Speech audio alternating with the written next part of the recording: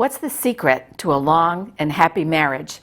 The answer might be more about you than you think. Stay tuned. Welcome to Weddings with Zita.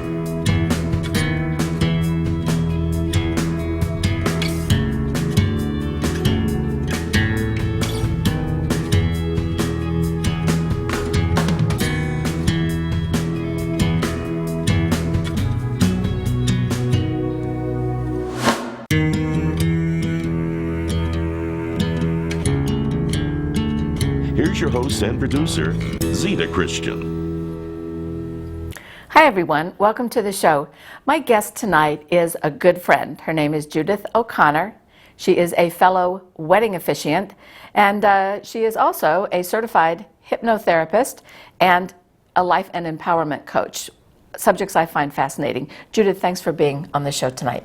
Thank you so much for inviting me. It's a pleasure to be here. I'm always excited to talk to couples. Good. Yeah. So I know that because I know you, and as a friend, I know that you have a program that you created where you offer what I think is a really unique way to help couples who are planning their wedding, and I know you do work for other people too, but for couples, so that you empower them as individuals and as a couple. And because I'm also a writer, I love to explore the words. And when I saw the word empowerment, I thought, let's get into that a little bit. So the first thing I want to do, though, is tell me we'll start big with the wide net. What's the program you created? What's it called? It's empowerment coaching. Basically, it's for couples. It's an couples empowerment program. And tell me that really cute name that you gave it. Kiss Your Therapist Goodbye, Yes, ASAP.com. Yeah, I love that idea. Kiss Your Therapist Goodbye, ASAP. So when I first saw that, years ago when I met you, I thought, like do it as quickly as possible. Then I thought, that's not what it is. What's it about? Kiss Your Therapist Goodbye, ASAP. You might first think the ASAP means as soon as possible, because I love words too. Yeah. But it means a self-awareness program. And the program itself was created as an alternative to traditional therapy and teaching empowerment. And what you have done for couples, I think is amazing. I think one little caveat we should point out, a very important one, Judith is not giving medical advice. There, so we're very clear about that. Yes. But what you do is so valuable and can be healing for so many couples. So I want to get into that. But the first thing I want to do is, I noticed there was an article recently in the Brantford Breeze, which is a newspaper down in the Brantford area of Connecticut. They wrote an article about you and about your work, and there was a part in the article about your work with the founder of the Jesse Lewis Choose Love Foundation. And the article includes this quote from Scarlett Lewis. And the quote is, "Judith's wisdom and teachings enabled me to overcome the greatest challenge of my life, the murder of my 6-year-old son in his first grade classroom. Using Judith's teachings helped me to choose love shortly after the tragedy, and use the meaning of my suffering to help others." Judith, that's a powerful endorsement for your work, yes, both for individuals and then because of that work to help a community. For those people who might be seeing this show in other parts of the country, we're talking about the Sandy Hook Elementary School massacre. So you have that as part of the work you do, but what I want to talk about today, because this is Weddings with Zita, I want to talk about the work you do for couples. So that idea of empowerment, really getting into that idea, when you were talking about your work empowering couples, and I know that you do this before and after the ceremony, I had this idea and I thought, couples spend so much time and energy, and you get on Pinterest, you look for inspiration, talk to your friends, you do research, the whole idea of planning the wedding. But how many times do couples actually do work to plan their marriage? And I think that's what you help them do. So I want to talk about some of those big areas. Yes. So the first one, communicating clear boundaries. Tell me about what that one's all about. Boundary work, I say, is life work because we're always looking at understanding boundaries and then how to work with them. And in essence, a boundary is communicating a want or a need or a desire that one has. And often in a relationship, brides and grooms must know that they can't read each other's minds. One would hope. One would Yes. hope. So without communicating boundaries and having unspoken expectations, that can create challenges in a relationship. So we talk about boundaries, again, as a way to establish things that we want and need. And I think the most common example is when couples come home from work. Yeah. And if they don't communicate a boundary such as, when I come home from work, I like to take off my work clothes, put on my jogging clothes, and go out for a 20-minute jog before I start dinner. But maybe if her husband was home and he was waiting for her, or vice versa, the husband may want to come home and just need to go and have his cave time and be alone for half an hour before hearing all of what's going on that day. Or to start the dinner. Right, exactly, either. Yes. So by communicating boundaries, it's letting your partner know this is what is really important for me to do when I get home. So God gave us 2 ears and 1 mouth. It's really being effective in listening. And in hearing that, then we're able to respect our partner and say, and when he or she would come home, not go up and blah, blah, blah, blah, this is what happened today. And, Yes. But understanding that boundary that was communicated. So again, boundary work is life work in all areas, with friends, with family. It's really learning to have the confidence in oneself to communicate, this is what I need.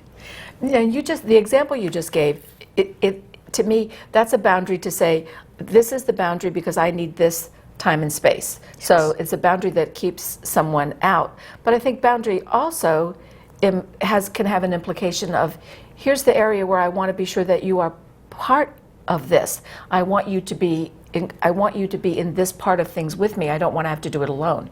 So part of that idea of boundary, I think, is it's not just here as protection, but it's more here as inclusion. It's still a boundary. It's still a boundary. That would be a couple boundary. Yeah. Where we as a couple, for example, may set intentions yeah. or goals with family, with friends. But again, it has to be communicated. Yeah, because you're right. You're not reading somebody's mind. Right, You can't know. right. And everyone loves it. They love hearing it because then they know. Well, I think part of it too is like with so many things, suddenly you realize that you're not the only one who feels that way. Yeah.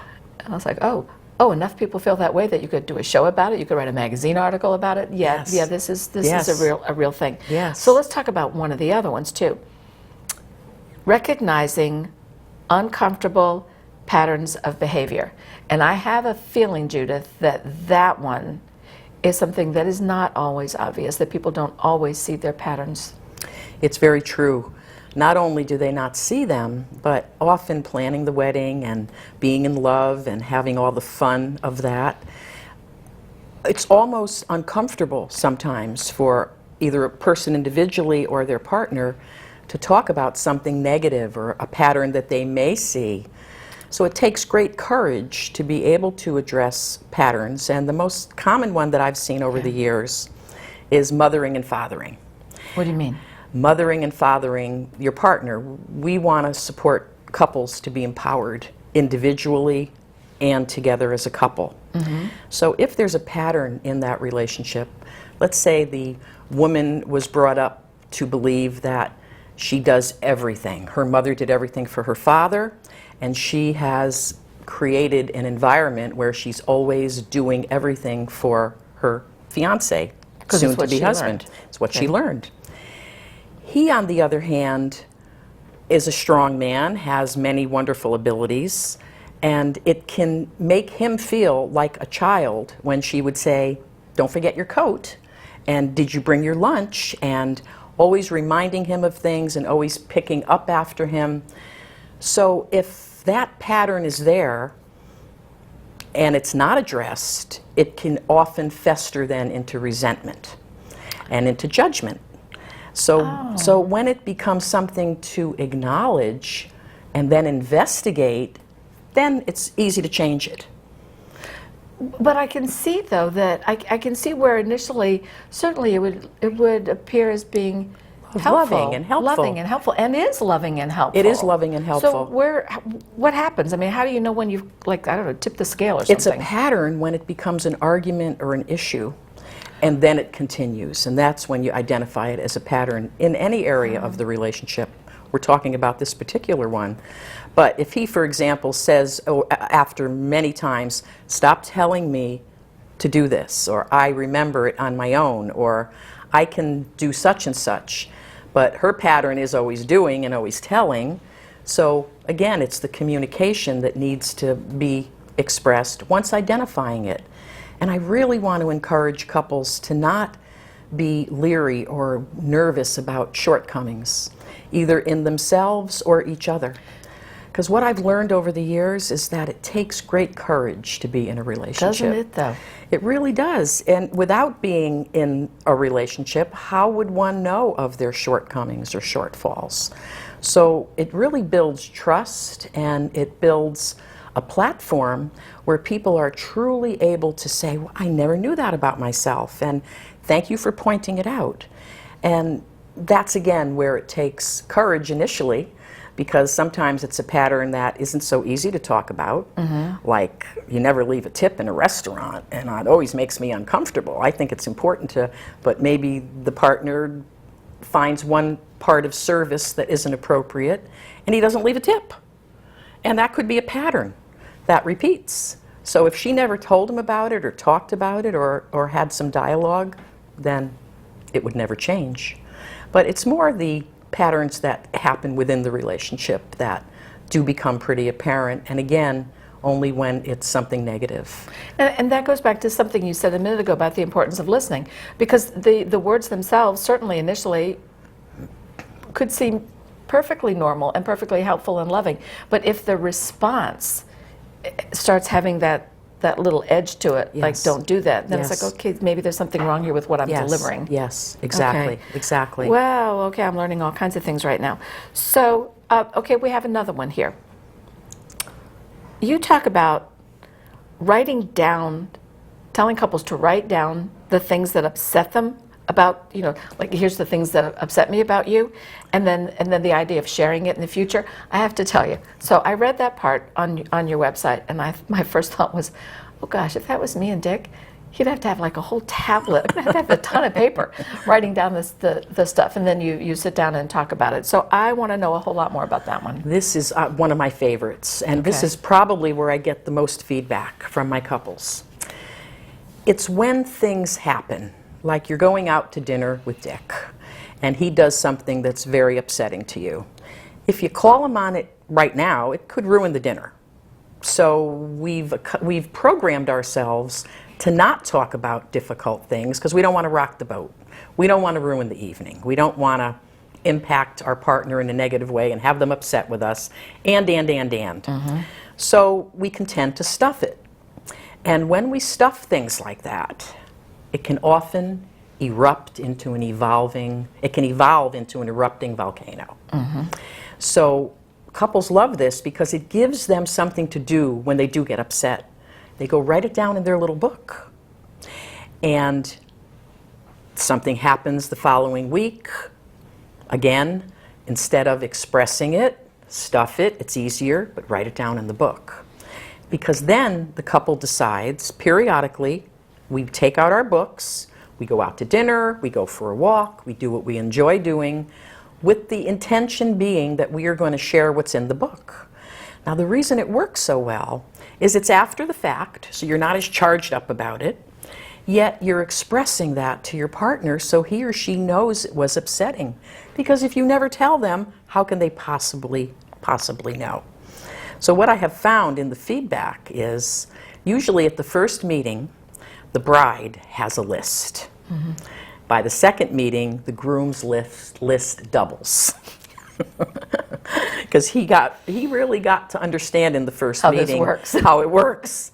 So again, it's a wonderful tool and a wonderful way to really be able to educate each other in a relationship. Otherwise, we'll keep doing the same thing over, not knowing it's hurting our partner. You know, I also think the idea of writing something down, in fact, I know that from my own work, when you write something down, it dissipates some of the tough emotion, just the idea of putting it down. So then if you look at it later, let's say later in the week, and you can look at it and go, oh, how could I have ever thought that was so upsetting? I mean, that's nothing. Yes, yes. But in that moment, you feel that writing it down, it says, yes, this is important and it really bothered me, and I'm going to jot it down so I can remember to talk about it. Yes, and if you didn't jot it down and just stuffed it, Yeah. it could make you anxious the whole night. It could make you anxious the whole week. Yeah. But you know that that's going to be addressed at some really point. important. Yeah. Yeah. Yeah. All right. The next one. Have compassion for the impact of old hurts. And Judith, I read that one and I thought, that's the baggage from the past that we all carry, and we do all carry it. We do. So We do, and that's what I was saying a little earlier, how it takes courage to be in a Yeah. relationship, because that baggage can't not show itself. It will be shown. And what's so important is to really learn how to develop compassion for those hurts that your partner may have experienced in their childhood or in a past relationship. If someone, for example, had a past relationship where their partner wasn't faithful, well, then in their current relationship, they could be very vulnerable in that area. and suspicious. And suspicious. When there's no reason. Exactly. But if you know that's your partner's history, and he or she comes home with, "Where have you been?" kind of an insinuation of, "I don't trust you." Yeah. Where you have compassion is to understand where that came from, and then lovingly talk to your partner. Lovingly remind him or her and encourage him or her with how much you love them and how you would always be faithful to them, and kind of reinforce the positive. But if you get upset with them for accusing you, then you're kind of feeding that old negative energy rather than really building compassion. And then you have very little chance of breaking that pattern if all you do is just keep reinforcing it.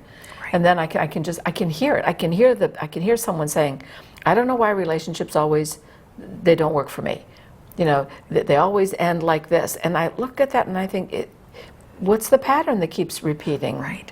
But you make a great point that I'm so glad you brought up. What? Because when we have those negative thoughts, that's something else where we can help each other in a marriage, is to point out that kind of negative thinking. Because that kind of negative thinking to our subconscious reinforces that way of thinking. So Yeah. it becomes like a self-fulfilling prophecy. So when you hear that negative thinking, either from your partner or to yourself, just know it's a little red flag of where you have a great opportunity. I'm glad you just said that, or to yourself, because that is part of it. I mean, I think that's a huge part of it, where we get to recognize our own patterns. It's not just a matter of, oh, if you work with Judith and you do this course, you get to make a list of, like, look at all the things that that you don't do right. Well, you got to be also making your own list. Of what? Look in the mirror. Yes, Yeah. yes, And yes. that I really do think that's where we get into the whole idea of what constitutes a happy marriage, and it is so much, about yourself. It is You how bring a big part of it. how you love yourself, Yeah. how you talk to yourself, and how you're able to then mirror that to your partner. Here we are. If you are just joining us, I'm Zita Christian. The show is Weddings with Zita, and my guest is Judith O'Connor. She's a certified hypnotherapist, and she is a life and empowerment coach. We know each other because we're also both wedding officiants, and Judith works with couples before and after the wedding with this empowerment coaching, which I think is fantastic. You have one of the things that at first I chuckled a little when I saw it, but it is use a pillow to break the ice. And when I learned more about it, I thought, oh, this is great. You have a tangible tool. Talk to me about that one. Yes. You as a couple choose a pillow in your home, and you choose a spot in your home to put that pillow when you are upset with each other. Example, bride is upset, comes home, really wants to talk to her fiance or husband, And she's so angry or upset, she's just can't deal with it. So she takes the pillow and she puts it in the place they had identified. And then when he comes home and he sees the pillow, And he walks back out the door. and he knows, should I go up to her right now? Shall I wait? Maybe I should go in my man cave for a half an hour and prepare myself for this. But the point is, he's going to approach her. He's going to go up to her and say, sweetheart, I know there's something you want to talk with me about, and I'm here for you. So he's going to her in a very loving, open way, knowing there's something. And that's another one of the feedback I get where there's such great stories around that. I think that was great, and I got to tell you, I'm getting all kinds of ideas for stories because it's like, oh, here's the pillow. It fell on the floor. What does that mean? Anyway, I want to get into some of the specifics here. So when you're working with couples, is it always in person? I mean, what do you do for somebody who's like far away? I prefer in person, and I've done Skype from across the country. Yeah, technology's It great. really is amazing, amazing. So about how long is each session? An hour and a half. An hour is never enough. Yeah, I can Never imagine. enough with two people. And then how often do you meet with a couple? It's really variable depending upon what issues they have. Yeah. And I want to reinforce, not to suggest that couples have problems. By doing this kind of empowerment program, it's to relieve the possibility of those problems happening in the future. Yes. And that's why it's so exciting to work with couples. You know, one of the things I was most fascinated about was the idea that you'll meet with a couple however many times is necessary before the wedding. In most cases, you're also performing the wedding, but I know you work with couples where, like, if they're not another part of the country. But let's say this is a couple where you are also officiating for the ceremony. They go on their honeymoon. Part of what you do is you have them come back after the honeymoon. And the idea, I assume, being that they've had this nice, wonderful opportunity. They had a lot of stress, even though it was wonderful, beautiful stress. But they had a stressful situation ahead of time because of all the pressure. Then they've had the honeymoon. Now they come back. What is that meeting like? Because that, to me, is like report card time. It is and it isn't, because many times we use the expression after the honeymoon is over. But sometimes the honeymoon is over before the wedding if they've been living together for a year. Oh, Judith, oh my gosh, what a sobering thought. And you're right. So, Right. so either, it's always wonderful feedback, whether they come back after the wedding and when they come back to multiple sessions before the wedding, because each person is empowered. Everything, every aspect of what I do, it's to empower individuals and the couple. So people are always feeling better and better and better about themselves and about the depth of where the relationship is going. Well, do they ever come back, though, and say, while we were away, I did this, or, you know, one of the things that you've taught them to do? Do they ever come back and say, yes, I did this and it worked? Yes, absolutely. And most of it is about stuffing feelings. And even on the honeymoon, something can happen, and they have it in their black book because they're going to want to talk about it at their identified time. So they're practicing what they're learning on the honeymoon. There's nothing big that they come back with, like, oh my God, this pattern evolved that I just saw.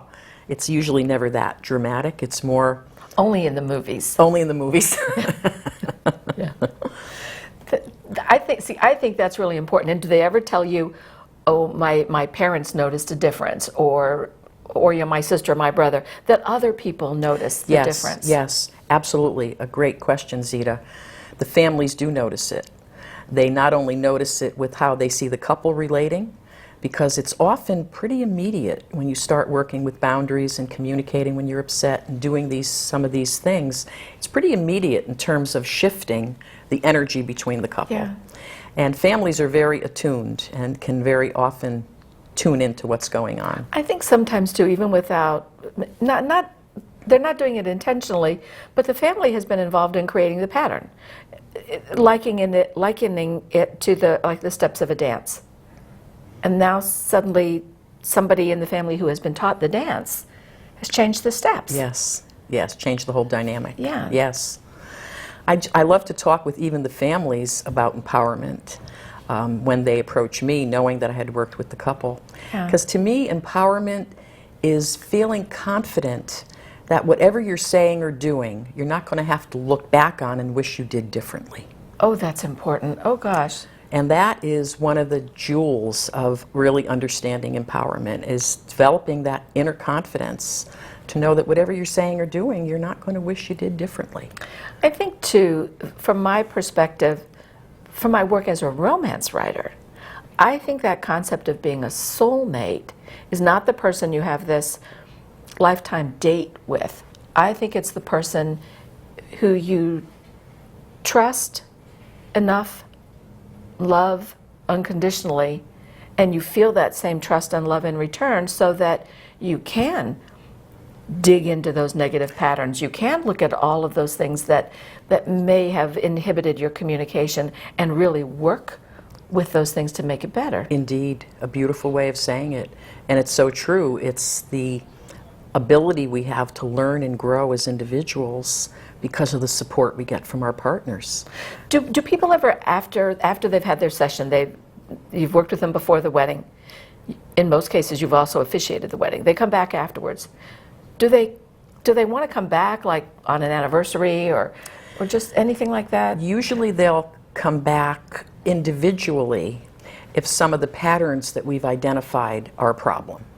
And then I would work individually with the bride or the groom, which really has nothing to do with their partner, but more to do with their history. Well, isn't that always the way it is? Right. You know, we spend so much time learning how to carry our baggage, how much better it would be if we learned to let it go. Indeed. Indeed. Gosh. Well, I was thinking about advice for couples, and both your websites, the KissYourTherapistGoodbyeASAP.com and the JudithO'Connor.com, which has a lot of your wedding work, you have so much good information in there for couples. And one of the things that you talked about was, not being frightened by the fact that we all know we have shortcomings. Don't be frightened by them. You're in a relationship of love, and you can work on them. But you had a couple words I just wanted to be sure to share with everybody, because these are really good. You said, happiness is co-created and accomplished as a result of awareness and commitment to practicing healthy ways to communicate. And I thought that was... Doesn't that say it all? Really does. Doesn't it say it all? It really when we think does. about co-creation, what we bring into and how we work together. And it is all about that.